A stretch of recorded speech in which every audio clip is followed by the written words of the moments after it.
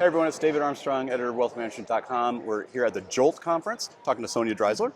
Hi. Sonya is the co-founder of Choir, longtime financial services executive. True. Been in the industry for a long time. Yes, about 20 years. The Choir initiative that you started, this is the inaugural Choir event. Yes, this is The first one. Yes, this is the first event that we've been to, and Jolt, it's their first event, so they are an inaugural conference with us as well. Yeah, so tell us a little bit about Choir, first of all, and what you're trying to do with events, and what problem you saw, and how you're trying to solve it. Yeah, so Choir does a few different things, all in the aim of creating more representation on stage and in the media. So specifically getting more women, people of color, non-binary folks, and especially women of color on stage and in the media, in financial services.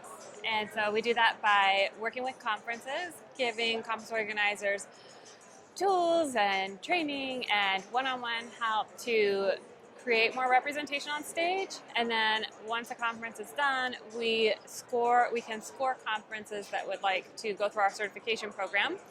And we have an algorithm that looks at both who is speaking and how visible each person's speaking spot is. And we are essentially quantifying how well a conference includes and highlights the voices of women and people of color in comparison to the US population. And so we can put a number on that. And for conferences that score high enough, they qualify for Choir certification. Choir certification. Yeah, and they put a seal. And so if for speakers and attendees that are looking to participate, and sponsors looking to participate in conferences that are committed to representation, they can look for this sticker. Yeah, so it's almost like a stamp of approval or a certification. Yeah, like kind of like LEED or best places to work, that kind of thing, where we've quantified with a number and it's all based on objective data. Yep. Yeah, instead of just kind of eyeballing it. Right, which is how it kind of traditionally has happened. Yes. Yeah, and also one of the things that happens that's very common is conference organizers, they are attuned to this and they're trying, and we'll often, we reached out to everybody in our network that we could, and they couldn't come, or we couldn't find anybody for this. So, so we went to the white men that we knew, but we tried. Right. And so, really helping all the way through so that it doesn't start with we tried and then just kind of end there when you run out of when the first iteration didn't work. Yeah, and so the other piece is making those connections. We're creating a platform launching hopefully next month that connects women and people of color financial experts on one side of the platform. They create profiles to showcase their expertise. And on the other side of the platform, both journalists and conference organizers can access the platform and look for folks looking for specific subject matter expertise, and also, however, they are wanting to engage with that person. So a conference organizer, for example, can say, I would like a financial advisor who is willing to speak on a panel at a conference, and they have expertise in, say, ESG. And then they get output of a bunch of profiles that they can look through that meet those qualifications, and all of them are women and people of color. Yeah, that's great. And then they can contact those folks. Because it strikes me that this is a broader issue in financial services in particular, because what we hear a lot from advisors or leaders of firms that are trying to hire more underrepresented individuals into the firms that we can't find anyone. It's this seeming scarcity of talent in those communities. I don't know. Yeah, I think that we can't find anyone is maybe true, and the scarcity of talent may not be true. Right. And we can't find anybody is because our networks, just as individuals, tend to be pretty homogenous. That's not just in financial services, but in general. In the United States, white folks tend to know almost all white folks and don't have a lot of people of color in their networks. And financial services has historically been very white and male dominated. So it's exacerbated there. But there are tons of women and people of color, talented professionals in our industry, and it helps to go intentionally expand your network for years, or for conference organizers or journalists, they can access the the database of these folks on the Choir platform. Yeah, that's great. Yeah. Where do you see this going? I think one of the issues that maybe, I don't know, but not a particularly receptive place to people who don't feel like they belong there in the first place, right? Like conferences don't feel right. like safe or inclusive. It's true. Right? For people for some people who maybe don't fit the that is accurate, yes.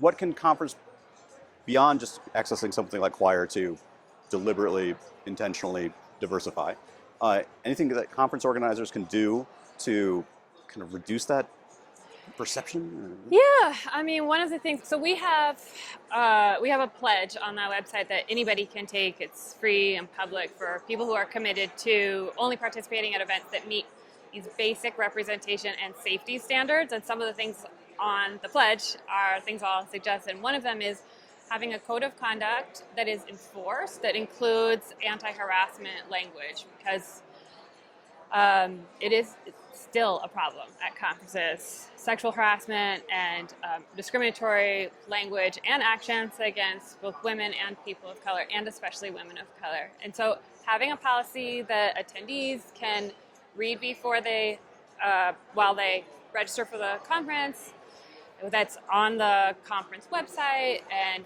probably even better mentioned at in the morning, the first morning, reminding folks, what the code of conduct is. Mm-hmm. That can be really helpful. Getting more representation on stage, also very helpful. Mm-hmm. It tends to lead to a wider variety of attendees, more diverse attendees. When we were building Choir, we talked to hundreds of folks, including many, mostly women of color, but also white women and men of color who've just opted out of going to conferences because of their very poor experiences there, and because they don't see people like them on stage, and they get the sense that their perspectives are not valued. And so it all kind of works together. It's not like you can just flip one switch and everything's fixed. There's definitely a bunch of historical challenges to work through, but we've noticed that a lot of conferences, the organizers care about this, and they're committed, and they're welcoming the tools and resources to help. Yep. I'll tell you one thing that I do hear sometimes from white men at these conferences is that this really isn't a problem. We're welcoming to everybody. Anyone can be here. This is not a issue that we recognize. Yeah. Is it that we recognize part of that that's wrong? Yeah, probably. Yeah. Yeah, probably.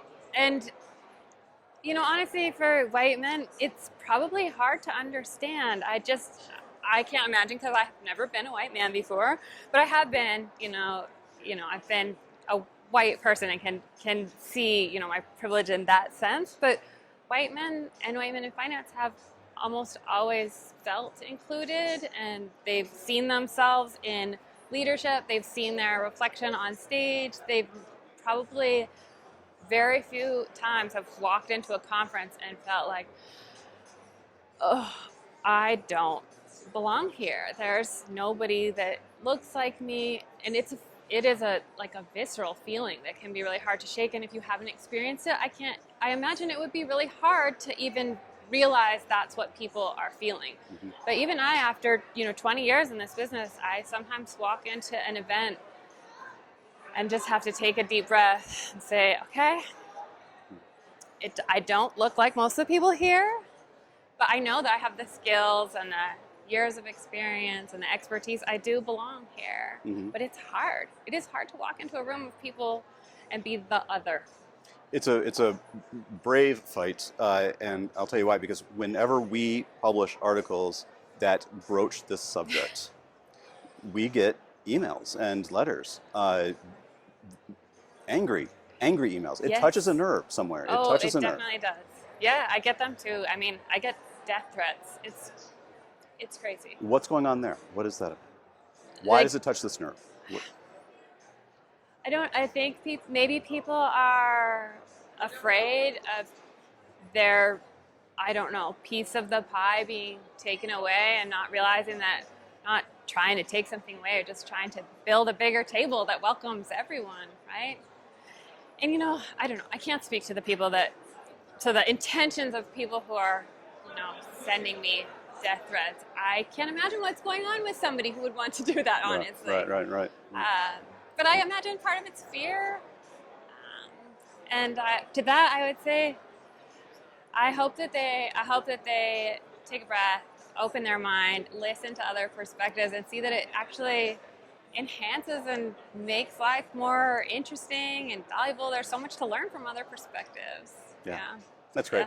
Yeah. That's great. Yeah. Well, thanks very much for the work that you do. Yeah, my pleasure. Thank you for having me. Thank you for listening.